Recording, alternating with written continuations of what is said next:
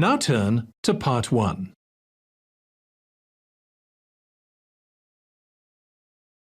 Part 1.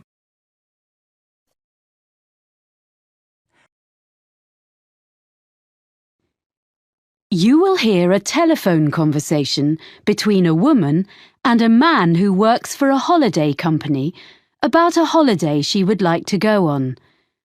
First, you have some time to look at questions 1 to 6.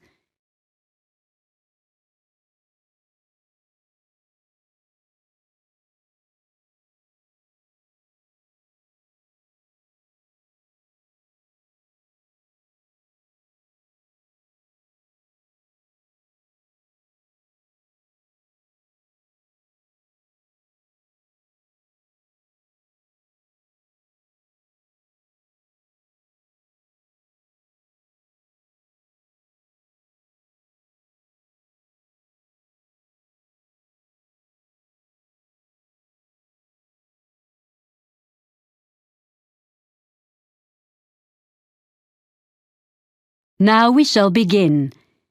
You should answer the questions as you listen because you will not hear the recording a second time. Listen carefully and answer questions 1 to 6.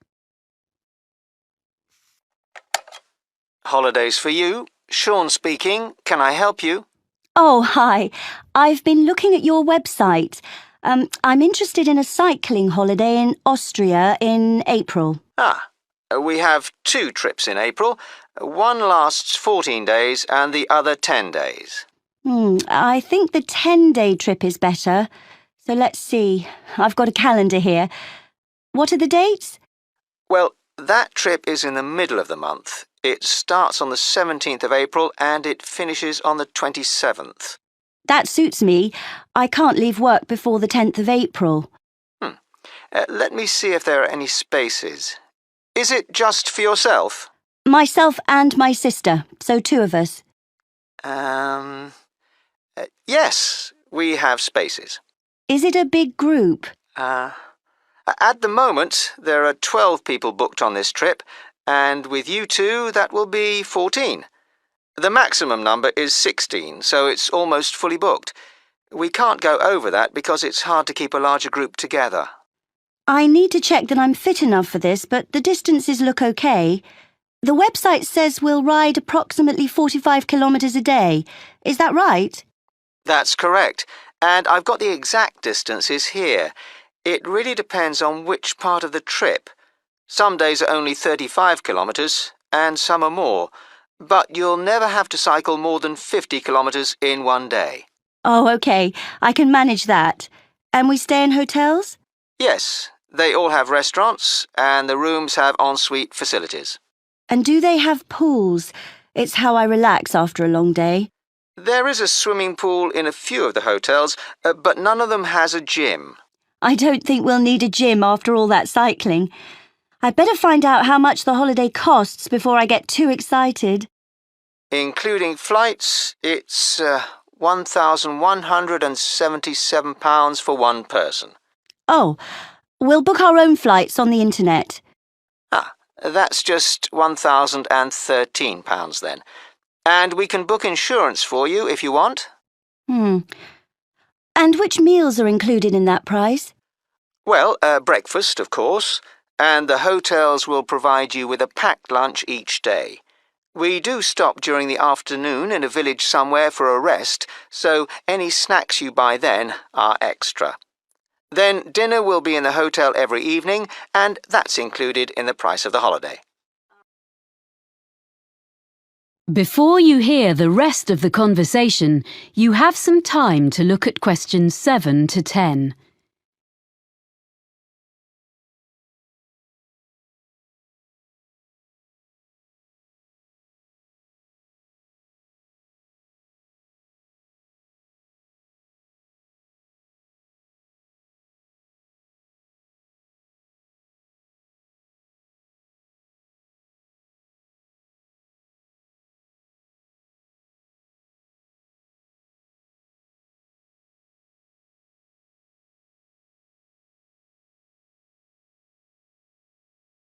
Now listen and answer questions 7 to 10. And you provide the bicycles, of course. What else? A lock and a bell come with the bike, as well as lights, although you shouldn't need to cycle in the dark. There's a small bag, or pannier, on the front of the bike, where you can put the things you want to take with you during the day, like water or fruit. But we won't allow you to cycle unless you bring a helmet. We don't provide these locally because, like walking boots on a walking holiday, it's really important it fits properly. OK. If there's any special gear you need for your holiday, we recommend a particular website and you can get a discount by quoting your booking reference. Great. What is it? It's www.ballantine.com. That's all one word, and I'll spell it for you. www.ballantine.com. Good. I've got that down. I've been looking at your website while we've been talking. I see we cycle along the River Danube. Yes, it's one of Europe's most well-known areas for cycling. It looks fascinating. Lots of beautiful countryside and things to see. I should warn you that we do reserve the right to make some alterations to the route if the weather is bad. Some of the tracks sometimes get very muddy. OK. Well, hopefully it won't rain too much. I know we stop in towns and villages, but do we get a chance to look around? Because I'm really interested in history. Oh yes, you get opportunities to explore. Is there something in particular you want to see? There's a theatre in a town called Grine. A friend of mine went there last year and said it was amazing. Let's see. Yes, there's a guide who'll take you round the building. We don't have any other tours arranged, but you can visit several castles and museums on the holiday. Well, thank you for all that information. I'd like to book that then. Right, well, I'll just...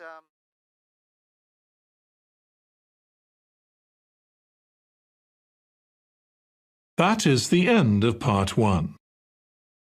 You now have 1 minute to check your answers to part 1.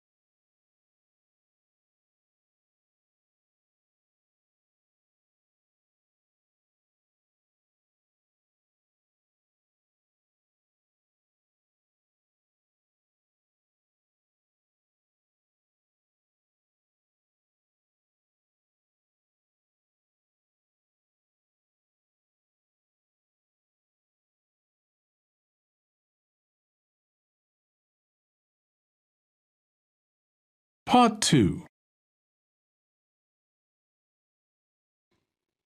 You will hear someone talking on the radio about food and restaurants in the local area. First, you have some time to look at questions 11 to 14.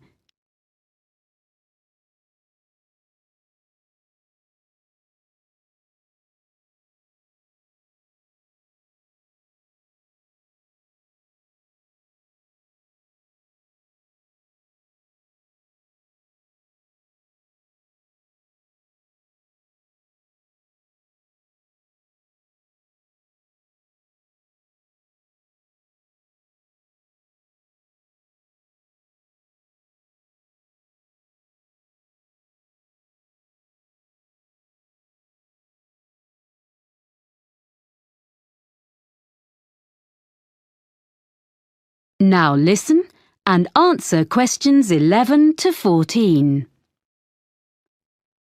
And now we have our Know Your Town section, where we look at what's on offer in our area.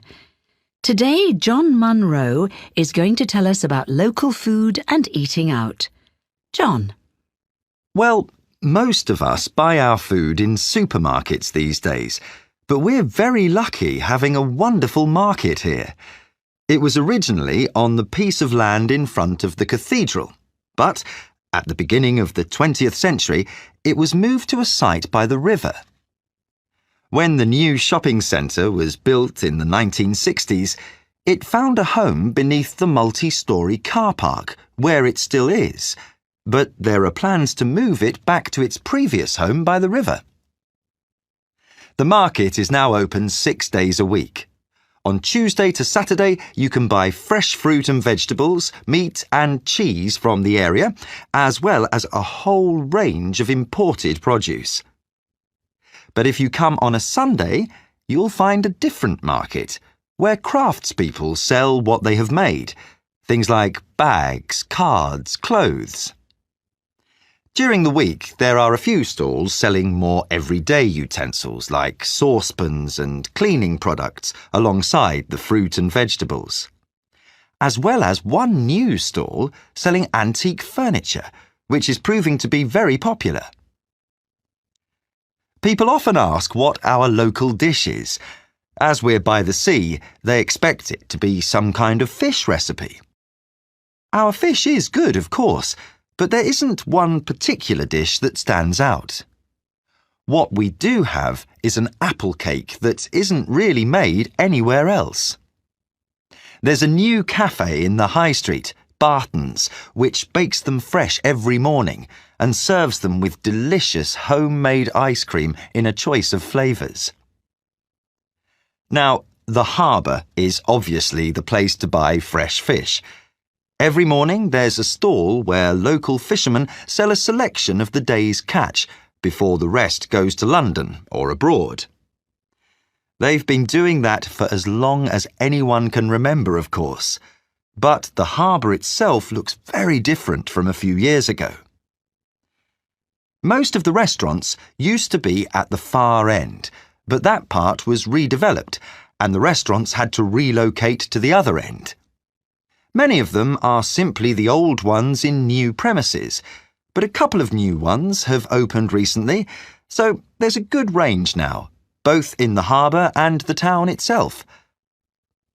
I'm now going to give you my top 6 places to eat in different parts of the town. Before you hear the rest of the talk, you have some time to look at questions 15 to 20.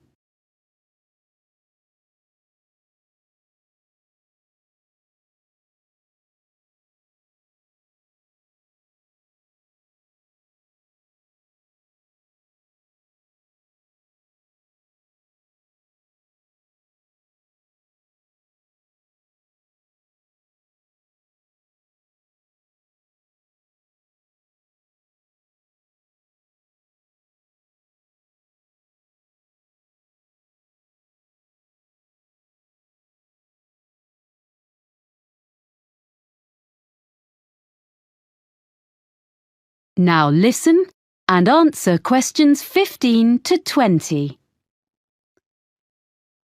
So, number 1 for me is Merivale's, which is in one of the busiest parts of the town leading down to the harbour.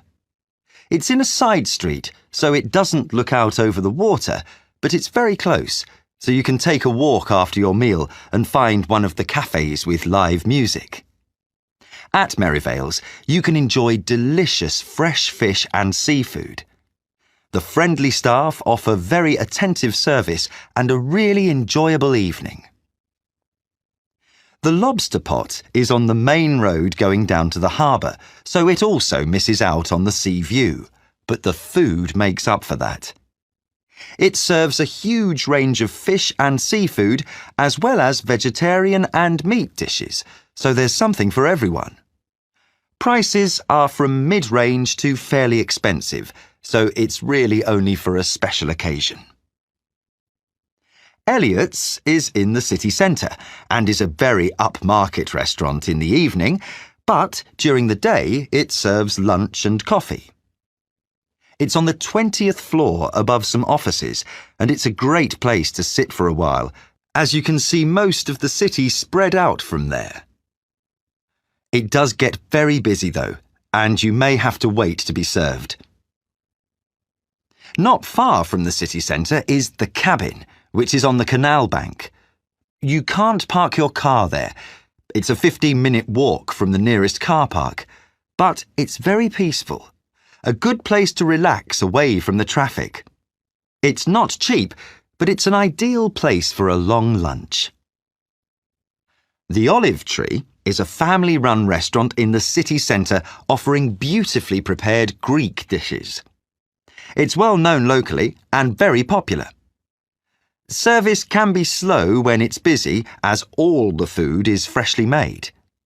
There's plenty of room, and on Friday and Saturday nights, the wooden floors resound with live music and dancing, which is certainly worth going for. The last place I want to recommend has only just opened in a converted school building. The old school restaurant has been very cleverly renovated. The use of mirrors, plants and the colours on the walls makes you feel as though you're in a large garden instead of the city centre. There are only a few dishes on the menu, but they change every day. So, Tanya,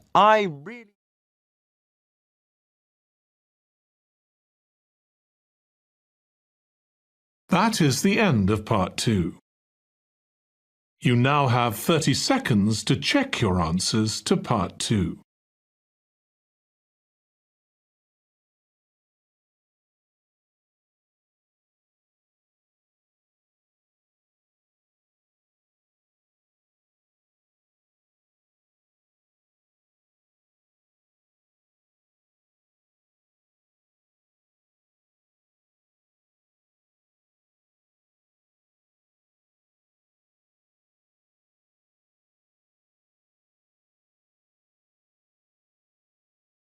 Part 3.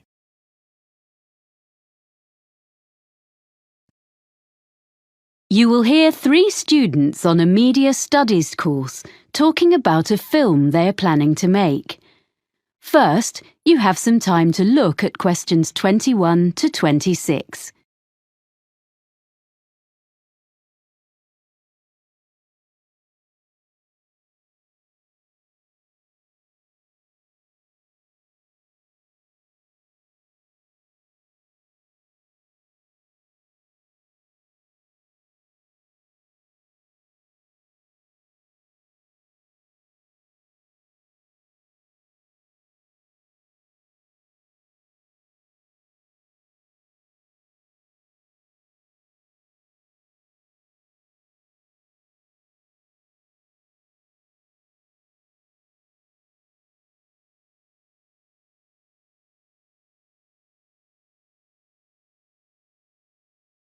Now listen carefully and answer questions 21 to 26. Hi, Mike. Hi, Razor. This is Helen. Hello. We're really pleased you've agreed to join us on this film project. Yes, your experience is going to be so useful. Well, I hope so. It's the technical side I know best. Lighting, sound and stuff. But you think the script is okay? Yes, I think it's great. Have you decided where you're going to shoot? Well, there's the watermill scene at the end, and we've thought about some locations in town we can use. They're behind the shopping mall and on a couple of residential streets, and in an empty shop on campus. It means we don't have to worry about getting permission from a shop owner. So, do you think we should go to all the locations with you? It would be a good idea. We need to talk about the levels of background noise so we know they're all going to be reasonable places to film. But the sounds of traffic will make it more natural. I think Razor means things like aeroplanes, trains and so on that would mean we have to stop filming. Exactly. And also, I'll make notes for myself about what lighting I'm going to need. I think the university department has a good range of equipment, but I'll need to make a list for each location for my own reference. Anyway, once we've had a look round, you can do the roadworks check. What do you mean? You need to find out about building work or road works, because you could start filming one day and come back in the morning to find one of the roads has been dug up. The local council have to be informed about things like that, so you can find out from them. OK. Then I think we need to work from the script and put together a list of all the scenes and decide which ones we're going to film when. We need to prepare the shooting schedule day by day. You're right. Then, when you know how long filming is going to last, you can tell everyone when they're needed. OK, so as soon as we can, we'll audition, and then when we contact people to offer them parts, we can send the exact dates and make really sure they're free. Because often the actors are all enthusiastic, but then when you try to pin them down about whether they're really free at that time, you find they've got exams or something, or they're off to a festival just before, and you have to rush about looking for replacements. Then we need people who can take over the main parts if one of our stars falls ill or something. Yes, I agree. So offer the main parts to the people we really want, and then look at other volunteers who were okay. Yes. We can select the understudies once the main roles have been confirmed. So, once we've got that sorted, and we've held all the rehearsals of the main scenes, we'll be ready to start filming. Yes, that sounds good. Anything else? Just housekeeping, really. We don't actually need costumes because actors will wear their own clothes. My family has agreed to lend us some pieces of furniture which we need, so we'll go and fetch those the weekend before we start. We'll provide food and drink during shooting, so I'm going to borrow some cool boxes. And I've got a little van. Most of the locations are within walking distance of the halls of residence anyway. The only one further away is the watermill. Ah, yes. Can you tell me about that? OK. Hang on a minute. I'll get my notes. There's a plan in them. Before you hear the rest of the conversation, you have some time to look at questions 27 to 30.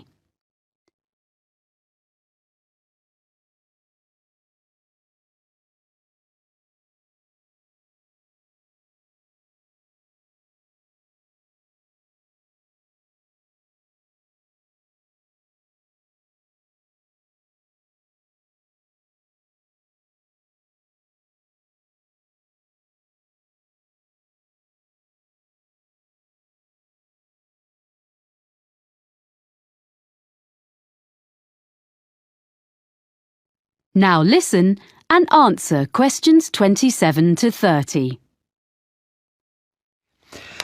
Here's the mill. You see, basically you have a vertical water wheel which was used to power the grinding stones. It sounds really interesting. Will we film inside? Yes, that's where the final scene between the girl and the man takes place. Our plan is to fix one camera outside by the window next to the door to film through the window, and then have another handheld camera inside the mill. That means we can get two views of the same scene. We were going to do something using a mirror, but we decided that would be too complicated. Yes, by doing it that way, all we'll need is lights on the inside, next to the wall behind the wheel, which can shine across to the opposite wall. Will that give enough light? I think so, because the scene is in the evening. It shouldn't be too bright. The actors will be carrying torches too. And we'll have an old screen made of wood just inside the door, because it's a new door and it'll look wrong. The lights won't shine directly on it, so it'll be fine. So you won't actually show the door open? No. There's a huge box on the floor against the wall farthest from the wheel. We'll see the girl approaching the mill on her bike. Then we see through the window and the man is inside looking at it. Then the next shot is the girl in the room with him opening the box. So it'll be a mysterious ending. Yeah. Well, I think it's going to be a great project. Good. Thanks. That is the end of part 3. You now have 30 seconds to check your answers to part 3.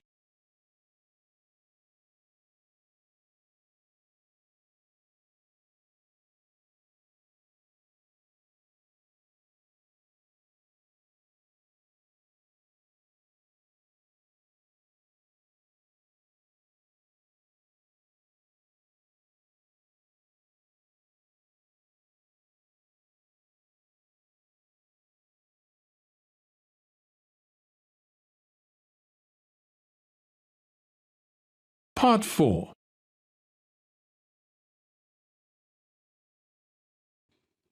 You will hear part of a lecture about exotic pests given as the introduction to a course on ecology and environment. First, you have some time to look at questions 31 to 40.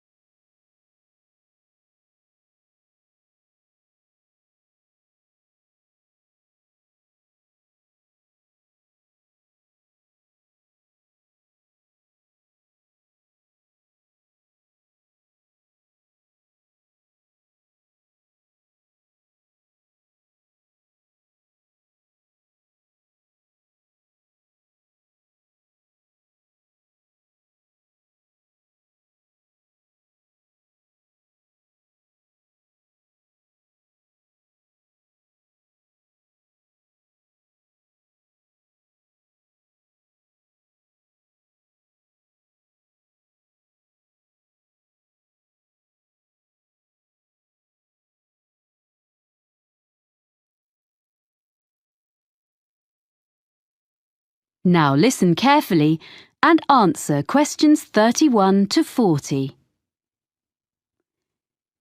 Good afternoon.